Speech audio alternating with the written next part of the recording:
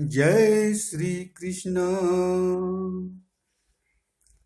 Kamyaka one में पांडवों के पास श्री कृष्ण और मार्कंडे मुनि का आना। वैशंपायन जी कहते हैं, जिन दिनों पांडव लोग सरस्वती के तट पर निवास करते थे, उसी समय वहां कार्तिक की पूर्णिमा का पर्व आने लगा। उस अवसर पर पांडवों ने बड़े बड़े तपस्वियों के साथ सरस्वती तीर्थ पर पर्व के अनुसार पुण्य कर्म किए और कृष्ण पक्ष का आरंभ होते ही वे धौम्य मुनि के साथ सारथी और आगे चलने वाले सेवकों सहित काम्यक वन को चल दिए। वहां पहुंचने पर मुनियों ने उनका अतिथि सत्कार किया और वे द्रौपदी के सहित वहीं रहने लगे। एक दिन ब्राह्मण, जो अर्जुन का प्रिय मित्र था, यह संदेश लेकर आया कि महाबाहु भगवान श्री कृष्ण यहाँ शीघ्र ही पधारने वाले हैं। भगवान को यह मालूम हो चुका है कि आप लोग इस वन में आ गए हैं। वे सदा ही आप लोगों से मिलने को उत्सुक रहते हैं और आपके कल्याण की बातें सोचा करते हैं। दूसरा शुभ संवाद यह है कि स्वाध्याय और तपस्या में लगे रहने वाले कल्पांत जीवी महान तपस्वी महात्मा मार्कंडे जी भी शीघ्र ही आप लोगों से मिलेंगे।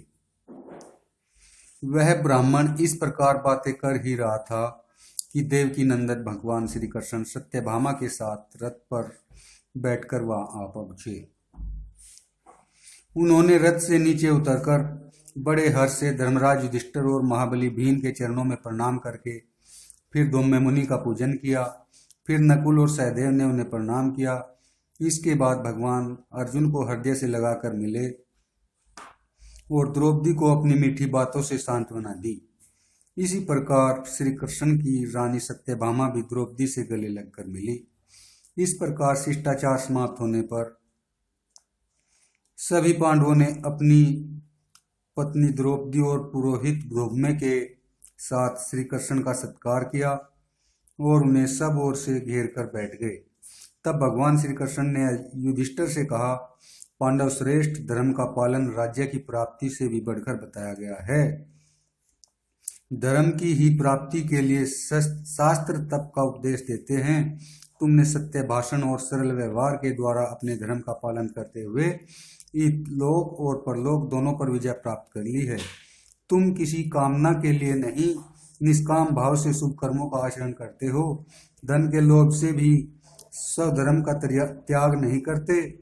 इसके ही प्रभाव से तुम धर्मराज कहलाते हो। तुम में दान, सत्य, तप, श्रद्धा, बुद्धि, क्षमा और धैर्य सब कुछ है। राज्य, धन और भोगों को पाकर भी तुमने इन सद्गुणों से सदा ही प्रेम रखा है। अतः इसमें कोई संदेह नहीं कि तुम्हारी सभी कामनाएं पूर्ण होंगी। तत्पश्चात भगवान द्रौपदी से बोले, याज्ञसेनी, तुम्हारे बड़े पुत्र बड़े ही सुशील है। धनुर्वेद सीखने में उनका बड़ा अनुराग है। वे अपने मित्रों के साथ रहकर सदा ही सत्पुरुषों के आचार का पालन करते हैं। रुक्मणी नंदन प्रद्युम्न जिस प्रकार अनिरुद्ध और अभिमन्यु को अस्त्र विद्या की शिक्षा देता है, वैसे ही तुम्हारे प्रतिविंध्य आदि पुत्रों को भी सिखलाता है। इस प्रकार द्रौपदी को उसके पुत्रों का कुशल समाचार सुनाकर श्री कृष्ण ने पुनः धर्मराज से कहा, राजन, दसार है कुकुर और अंधक वंशों के वीर सदा आपकी आज्ञा का पालन करेंगे और आप उन्हें जहां चाहेंगे वहीं वे खड़े रहेंगे। आपकी प्रतिज्ञा का समय पूरा होते ही दसार है वंशी योद्धा आपके शत्रुओं की सेना का संहार कर डालेंगे। फिर आप सदा के लिए शोक रहित हो अपना राज्य प्राप्त कर हस्तिनापुर में प्रवेश करेंगे। महात्मा युधिष्ठिर ने पुरुषोत्तम श्री कृष्ण के विचार अपने अनुकूल जानकर उनकी प्रशंसा की और उनकी और एक टक दृष्टि से देखते हुए हाथ जोड़कर कहा, केशव, इसमें तनिक भी संदेह नहीं कि पांडवों के केवल आप ही सहारे हैं। कुंती के पुत्र आपकी ही शरण में हैं। हमें विश्वास है समय आने पर आप हमारे लिए जो कुछ कर रहे हैं उससे भी बढ़कर कार्य करेंगे। हम लोगों ने अपनी प्रतिज्ञा के अनुसार प्राय 12 वर्षों का समय निर्जन वन में घूम फिरकर व्यतीत कर दिया है। अब विधि पूर्वक अज्ञातवास की अवधि पूरी करके ये पांडव आपकी शरण लेंगे। इस प्रकार श्री कृष्ण और युधिष्ठिर जब बात कर रहे थे उसी समय हजारों वर्षों की आयु वाले तपोवृद्ध महात्मा मार्कंडेय जी ने वहां दर्शन दिया। मार्कंडेय जी अजर अमर है। वे रूप और उदारता आदि गुणों से युक्त है तथा है तो सबसे वृद्ध, किंतु देखने में ऐसे जान पड़ते हैं मानो कोई 25 वर्ष का तरुण हो। वहां पधारने पर समस्त पांडव भगवान श्री कृष्ण और वनवासी ब्राह्मणों ने मार्कंडेय मुनि का पूजन करके उन्हें बैठने के लिए आसन दिया। उनका आतिथ्य स्वीकार करके वे आसन पर विराजमान हुए। इसी समय देवर्षि नारद जी वहां आ पहुंचे। पांडवों ने उनका भी यथा योग्य सत्कार किया। इसके बाद कथा का प्रसंग उपस्थित करने के लिए धर्मराज युधिष्ठिर ने मार्कंडेय जी से इस प्रकार प्रश्न किया। मुने, आप सबसे प्राचीन हैं। देवता, दैत्य, ऋषि, महात्मा और राजर्षि सबका चरित्र आपको विदित है, इसलिए मैं आपसे कुछ पूछना चाहता हूँ। धर्म का पालन करने पर भी जब मैं अपने को सुखों से वंचित पाता हूँ और सदा दुराचार में ही लगे रहने वाले दुर्योधन आदि को सर्वथा ऐश्वर्यशाली होते देखता हूँ तो मेरे मन में प्राय यह प्रश्न उठता है कि पुरुष जिन शुभ अथवा अशुभ कर्मों का आचरण करता है उनका फल किस प्रकार भोगता है और ईश्वर कर्मों का नियंता किस प्रकार होता है। मनुष्य को सुख अथवा दुख मिलने में क्या कारण है। मार्कंडेय जी बोले, राजन, तुमने जो यह प्रश्न किया है वह बिल्कुल ठीक है। यहाँ जानने योग्य जो कुछ भी है वह सब तुम्हें विदित है। केवल लोक मर्यादा की रक्षा के लिए तुम मुझसे पूछ रहे हो। अतः मनुष्य इस लोक अथवा परलोक में कैसे सुख दुख का उपभोग करता है, इस विषय में मैं जो कुछ बताऊं उसे ध्यान देकर सुनो। सर्वप्रथम प्रजापति ब्रह्मा जी उत्पन्न हुए। उन्होंने जीवों के लिए निर्मल तथा विशुद्ध शरीर बनाए, साथ ही शुद्ध धर्म का ज्ञान कराने वाले उत्तम धर्म शास्त्रों को प्रकट किया। उस समय के सभी मनुष्य उत्तम व्रतों का पालन करने वाले थे। उनका संकल्प कभी व्यर्थ नहीं जाता था। वे सदा ही सत्य भाषण किया करते थे। सब के सब मनुष्य ब्रह्मभूत, पुण्यात्मा और दीर्घायु होते थे। सभी स्वच्छंदता पूर्वक आकाश मार्ग से उड़कर देवताओं से मिलने जाते और स्वच्छंदचारी होने के कारण सब इच्छा हुई पुनः लौट आते। वे अपनी इच्छा होने पर ही मरते और इच्छा के अनुसार ही जीवित रहते थे। उन्हें किसी प्रकार की बाधा नहीं सताती थी और न कोई भय ही होता था। वे उपद्रव से रहित, पूर्ण काम, सभी धर्मों को प्रत्यक्ष करने वाले, जितेंद्रिय और राग द्वेष से रहित होते थे। उनकी आयु 1000 वर्षों की होती थी और वे हजार हजार संतान उत्पन्न करने की अक्षमता रखते थे। इसके पश्चात कालांतर में मनुष्यों की आकाश गति बंद हो गई। लोग पृथ्वी पर ही विचरने लगे। उन पर काम क्रोध का अधिकार हो गया। वे छल कपट से जीविका चलाने लगे और लोभ तथा मोह के वशीभूत हो गए। इसलिए इस शरीर पर उनका अधिकार न रहा। वे बारंबार तरह तरह की योनियों में जन्म मरण का क्लेश भोगने लगे। उनकी कामनाएं, उनके संकल्प और उनका ज्ञान सभी निष्फल हो गए। स्मरण शक्ति क्षीण हो गई।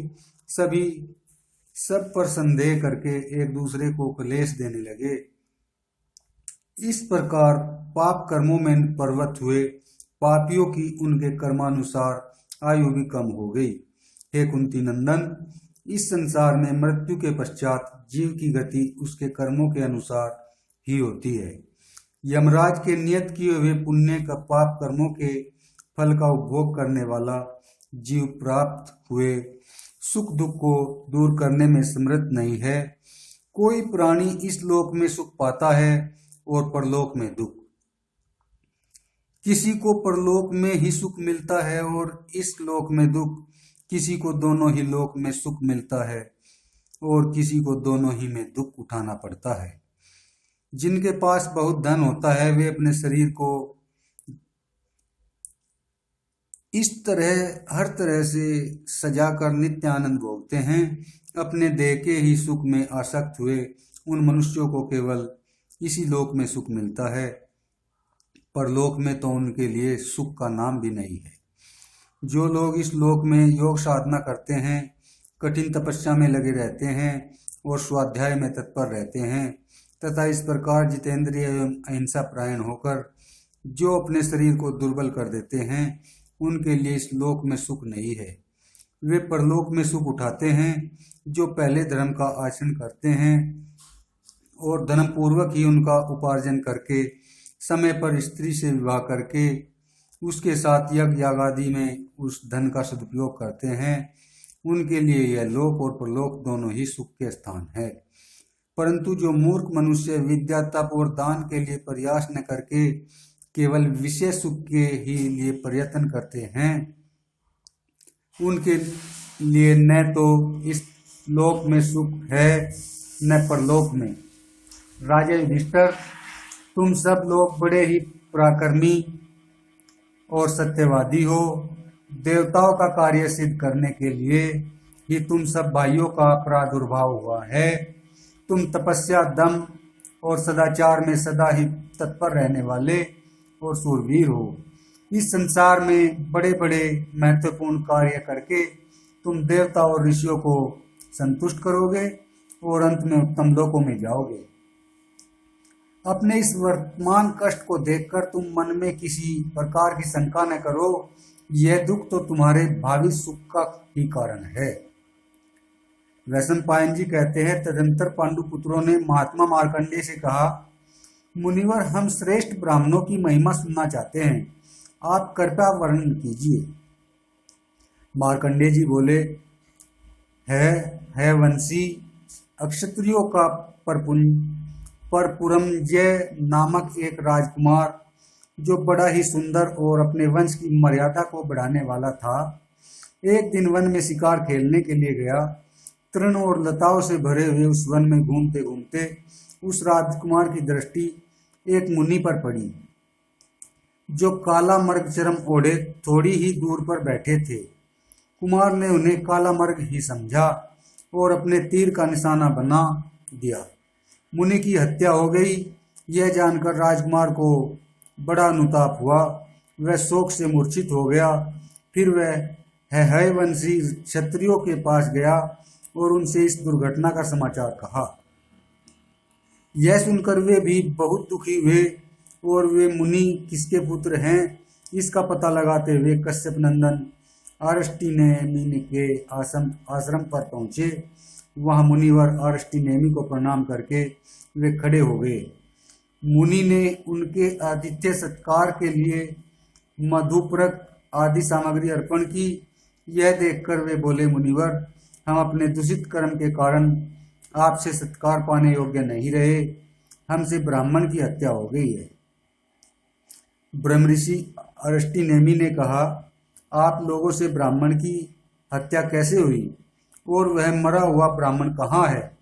उनके पूछने पर क्षत्रियों ने मुनि के वध का सारा समाचार ठीक ठीक बता दिया और उनके साथ लेकर उस स्थान पर गए उन्हें जहाँ मुनि की हत्या हुई थी, किंतु वहाँ उन्हें मरे हुए मुनि की लाश नहीं मिली। तब मुनिवर अरष्टिनेमि ने उनसे कहा, परपुरंजय, इधर देखो, यही वह ब्राह्मण है जिसे तुम लोगों ने मार डाला था। यह मेरा ही पुत्र है और तपोबल से युक्त है। उस मुनि कुमार को जीवित देख वे लोग बड़े आश्चर्य में पड़े और कहने लगे, यह तो बड़े ही आश्चर्य की बात है। यह मरा हुआ मुनि यहाँ कैसे आ गया? इसे किस प्रकार जीवन मिला? क्या यह तपस्या का ही बल है जिसने इसे पुनः जीवित कर दिया? विप्रवर, हम यह सब रहस्य सुनना चाहते हैं।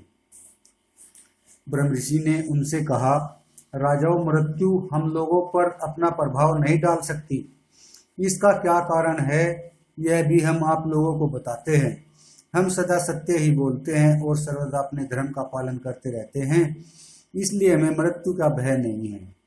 हम ब्राह्मणों के कुशल की, उनके शुभ कर्मों की ही चर्चा करते हैं, उनके दोषों का बखान नहीं करते।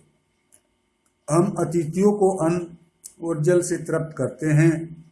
हम पर जिनके पालन का भार है उन्हें पूर्ण भोजन देते हैं और उनसे बचा हुआ अन्न स्वयं भोजन करते हैं।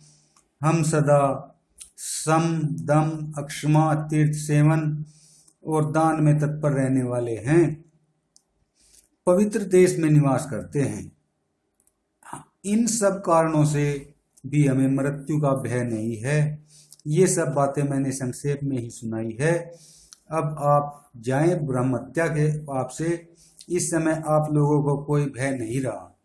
यह सुनकर उन है वंशी अक्षत्रियों ने एवं अस्तु कहकर मुनिवर अष्टनेमि का सम्मान एवं पूजन किया और प्रसन्न होकर अपने देश को चले। जय श्री कृष्ण।